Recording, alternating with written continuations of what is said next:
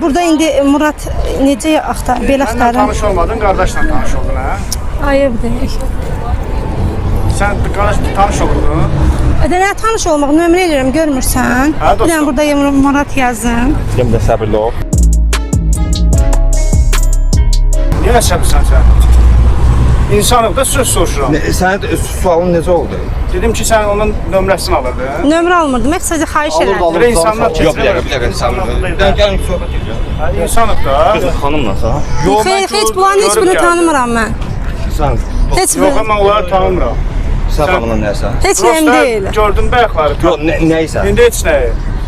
Heç nəyə deyiləm. Sən Heç kimsə nə- ki məni narahat edirsiniz, başa düşmədim. İndi siz bir dənə aranızda bir dənə danışın, ondan sonra mən Yox, qardaşım. mən sizin tanımıram belə. Nəyi siz məndən? O səninlə danışır. Bildimi məndən danışır. Prosta Sən onu tanımırsan. belə tanıyıram. Tanış. Mənə yaxınlaşıb nömrə istə, mən deyim səni tanımıram, mən Salam çəkdim. əleykum. Hə. Necə indi söhbət edirsən? Ya mən döyəcəksən də. Ya mən səninlə niyə döyürəm? Siz niyə savaşırsınız? Yox, yox, sən belə çıxmasan, yəni yola çıxmısan, nə üçün çıxmısan? Bildimi yola çıxmışam. Prosta mən səndən sualı Sən yox, sən bu sualı birinci düz qoymursan. Hə. Birinci qabağımdakını da tanımırsan. Mən xanım Necə gəlib, tanımırsan deyəndə yəni tanımaq istəyirsən məni. insanıq da tanıyaq da.